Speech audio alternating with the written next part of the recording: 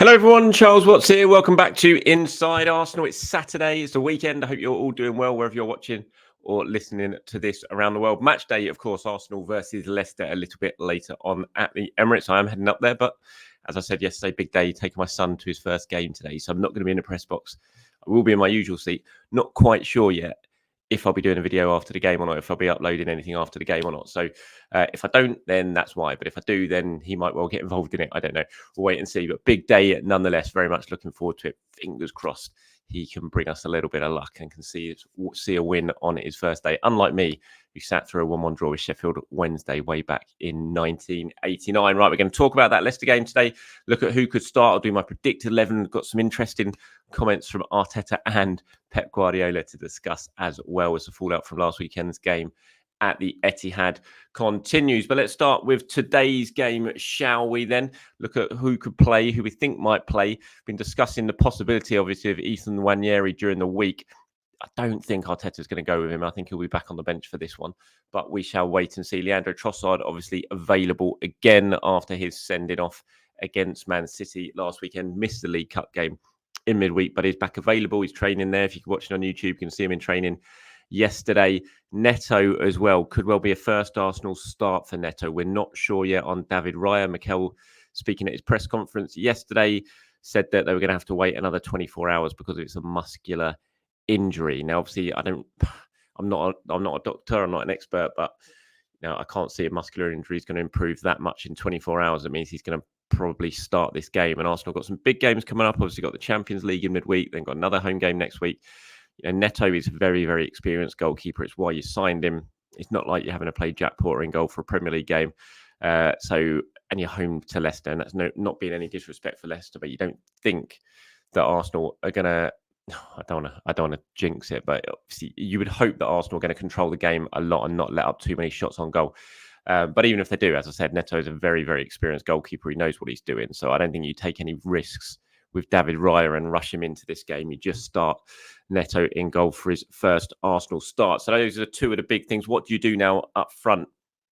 With Trossard back, with Ranieri pushing for a potential first start, who plays and who doesn't in that midfield role? I think that's going to be a big question that we're all talking. You see Ethan in training yesterday. Good to see Miles Lewis-Skelly in training yesterday as well. Obviously looked in a lot of pain during the game in midweek when he went off against Bolton. But Mikel saying in the press conference that it was just cramp, and cramp can be very, very painful. I looked at that injury. I thought, oh no, what's he done here? Is he going to be out for a few weeks with Miles? But it was just cramp. I remember sitting.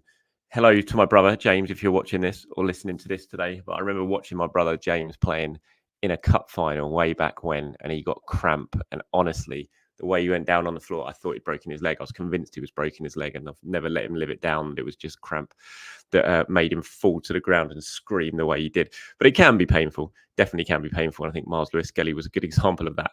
And it just showed the difference of playing 90 minutes of senior football, or nearly 90 minutes of senior football, and playing under 21s football all the time. By the way he went down in that game, I'm not expecting Miles, obviously, to start this game. I think he'll be back on the bench. Ethan's the interesting one. What do you do there with Ethan Nwaneri? We spoke about it at length on the videos and the shows we've done this week. I personally would be starting him in this game. I think it'd be perfect for him at home to Leicester, play him in that right-sided role alongside Declan Rice. And then you can move Kai Havertz back as a central striker with Saka and Martinelli on either side. It feels perfect to me, but I have to admit, I don't think that's what Mikel Arteta is going to do. So this is my predicted 11. This is what I think Arteta is going to go with today. So I'm going with Neto in goal, Timber right back. I think Ben White will probably be rested as well. Mikel saying yesterday in his presser that Ben White should be able to train yesterday. He said that Timber did train after he limped off against Man City. So I think Timber probably starts at right back. Saliba, Gabriel, and then Calafiori playing over in left back. I mean, that's a very, very strong back four, isn't it? Then you'll have Thomas Partey ahead of him. I think then he'll play sort of Havertz and Rice. Havertz more in an advanced role, almost in that sort of floating, switching role with Trossard in terms of who plays up front and who drops into midfield. But I think he'll go with that. So same as he did at the Etihad with Havertz, Rice, and you have Trossard ahead of him. And then, of course, Saka and Martinelli. Lots of people have been shouting for Raheem Sterling to start this game. I mean, just like Ranieri certainly put his hand up, given his performance in midweek and what he did against Bolton in the League Cup. But I think Martinelli's been playing well the last couple of games. I thought he was very, very good at the Etihad for Arsenal with 11 men and with 10 men. And so I think he comes back in for this game. So there's my predicted 11 for today, going with Neto, Timber, Saliba, Gabriel, Calafiori, Partey, Havertz and Rice, Saka, Trossard and Martinelli. That's what I think Mikel will do. Personally, as I said, I would be playing Wanyeri next to Rice in that midfield role, and I'd move Havertz up front and have Trossard on the bench. Okay, the fallout from Saturday continues. Very, very interesting stuff. Certainly from Pep, which we'll go to. But I love this comment from Arteta yesterday in his presser. It was in the sort of 10:30 embargo quotes. So it wasn't the stuff you saw yesterday. And he was asked about his tactics and the sort of ongoing debate about Arsenal's tactics and how they played, how defensive they were. I think it was kind of in response to the Roy Keane rubbish that we've seen from Roy Keane's podcast on the Overlap, when he was calling Arsenal dinosaurs for the way they played, or described them as, I think his exact words were, if Pulis or Dyche had gone and played like that, they'd be labelled as dinosaurs, something like that. And Mikel was asked about it, and I really like this quote. He said, "I want to win the way we prepare the games and the way we want to play for sure in our way, but understanding the context, I want to wear flip-flops, short and a t-shirt, but with this weather, I think I'd be very silly to do that. I am very brave, yeah, but tomorrow you are sick." I think it's a really good quote, obviously saying, yeah, you're very brave, well done, pat on the head. You've done it in the right way, or you've tried to do things in the right way, but then you wake up next morning, you're sick. And obviously he's saying that if we tried to do things the right way against City, we probably would have come off having had a pat on the head for people saying, well done, you're very brave. But then you wake up next morning and you've lost 4-1 or whatever it could be. And we've been there before. I said it before. Just look back to 3 years ago when Granit got sent off in the first half and Arsenal lost 5-0 at Man City. It was just rubbish. And I think they did exactly the right thing last week. I love the way Arsenal have got a team and a manager and players who can play in so many different ways now. They're not one-dimensional. If they need to do a low block and defend, we know they can do that better than anyone, but we know they can score plenty of goals. We know they can play lovely football, flowing football. They can go long. They can play out from the back. They've just got a team that can win in so many different ways. And what is not to like about that? I don't get how there's any sort of criticism coming Arsenal's way for that. It just completely and utterly baffles me.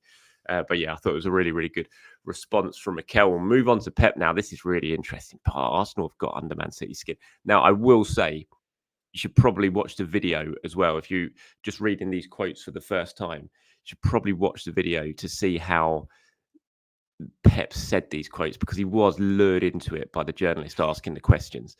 And if you see the video, you can see it more. It's like Pep didn't know what Mikel had said, and this was all in response to when Mikel said that he'd been at Man City for 4 years and he knew what goes on there. And obviously, that was in response to questions about Akanji and everyone talking about Arsenal's dark arts. And so that is how Mikel responded. And then it was put to Pep yesterday about that, but it wasn't given in context of why the comments were made. And Pep was acting like he hadn't heard the quotes, didn't see the quotes.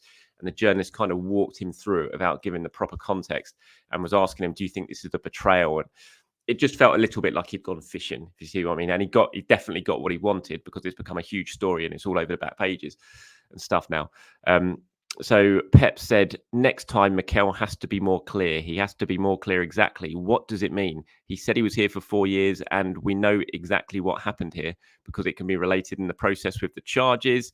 He said 155 charges, 130 now. Maybe it's about that. He knows information about that. Maybe, I don't know, because really next time I have to see more clearly exactly what happened. He said, hope. And when he was asked if Arteta should have been more clear, he said, hopefully the question's been asked. He can answer exactly what does it mean when he said he was here and I know what's happening, and instead of being in the clouds, to be more precise. But this is a bit that I just find a bit rubbish, because it was very, very clear what Arteta meant. It was so obvious. No one has ever mentioned the prospect of his comments were to do anything to do with the charges. Everyone knew it was about, because the answer was in relation to Akanji and Stones and everyone talking about Arsenal's dark arts.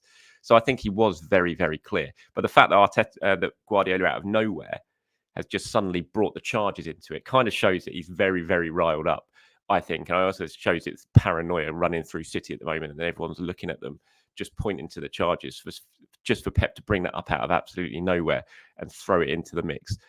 It did make me sort of stand up and take notice of maybe the air of paranoia that is now floating around Man City and Arsenal. Absolutely.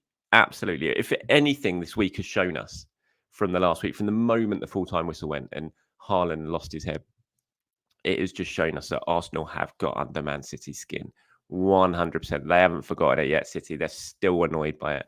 And I think they're going to carry on being annoyed for it all season. Arsenal just need to keep doing what they're doing. I love the way Arteta has been responding to it all this week. He needs to just keep doing that and see, hopefully, that Man City hopefully implode on the back of it all. But I doubt they will. But you never know. You never know. But there's definitely an air of paranoia, I think, floating around at that football club right now. And these comments from Pep, absolutely front and center an example of that. He also talked about how he talked about Gabriel's comments about it being a war, and he brought that up as well, Pep Guardiola. So yeah, Arsenal under their skin, I think 100%.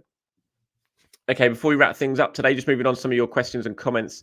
Comments really in terms of what you want to see today. CDL Gaming says I'd start Nwaneri. He didn't just look good against Bolton. He looked great. I know Bolton aren't exactly PL opposition, but Nwaneri looked like he was fit, like he fits in with the rest of the team so well. I think he's earned his chance. Kirk says, hi, Charles. I totally agree with you about Ethan starting against Leicester. Phil, after the high he is on from Wednesday's match, not starting him would massively knock his confidence and set him back a bit. See, I don't think that. I don't think it'd knock his confidence if he doesn't start today at all. He said, I would also, however, start Sterling. 1, to rest Martinelli for Tuesday against PSG, and 2, because I think with him on the bench, watching Sterling in his position could help improve his performance on Tuesday, as he would be determined to cement his starting spot. Yeah, I can kind of get that, but I'd still be going Martinelli for this one. I think he's done enough. I think he deserves it after his last couple of performances, because I think he's good on Ethan. Like I said, I don't think it would knock his confidence, but I do agree. I just think it feels like the perfect time to start him in this game. He's on a high from Wednesday, as you said. The position's there for him to play in. You're home against Leicester. You've got Partey and Rice available who can play alongside him. I just don't see why you wouldn't play him in this game. I just think it's a perfect opportunity, but we shall see in a few hours' time. Football Pundits Tracker says I see no rush for Nwaneri to start. He only played 18 PL minutes across 3 appearances in 3 seasons. If Leicester at home is such an easy game as people make out, then they shouldn't be leading comfortably in the second half when he can come on 30 minutes. If that goes well, he could start against Southampton. I don't think anyone's making out that Leicester are an easy team. They're not going to be an easy team. They've been a difficult team to beat so far this season. I know they haven't won a game yet in the Premier League, but they've drawn 3, and the only 2 that they've lost by a single goal. So they're going to be difficult. There's no way they're going to be easy. That's not what I'm saying here. I'm just saying, there are no easy games in the Premier League. So you can't start him just because it's going to be an easy game in the Premier League, because those don't exist. It just feels like a really good opportunity on the back of Wednesday night to hand him a first Premier League start. See Moss Sports World says Arsenal 11 today. Neto, Timber, Saliba, Gabriel, Calafiori, Partey, Rice, Ranieri, Saka, Sterling, Havertz. Lots of people calling for Raheem Sterling to start this one. It'd be very, very interesting if he does. I don't think he will. I still think it'd be Martinelli. And Arsenal could have quite a strong bench, actually. After a few weeks of having just nothing but kids on the bench, we might at least see the likes of Jesus, Sterling, Ethan, some decent options on the bench to potentially turn this game round if Arsenal need it. But fingers crossed they don't. Of course. Right, that's it from me today, everyone. Thank you very much. Like I said, head into the game with my son a little bit later on. I'll see what I can do in terms of a video after the game. I might well try and get him involved, depending on how the game's gone. If Arsenal have lost, I'm sure he'll be very, very disappointed. So he won't want to do anything. He'll just want to go home. But we will see what happens later. So if not, I'll be back tomorrow, definitely, to do a much more in-depth reaction show to what happens today. You want to get involved in that, you can come to this video after the game and reply with your comments, your opinions on the game, who impressed you, who didn't. If I do manage to put up a video after the game, you can reply to that one as well. Have a great day, everyone. If you're going to the match today, enjoy it. If you're watching it around the world, enjoy it. And I'll speak to you tomorrow. Have a good one. Bye-bye.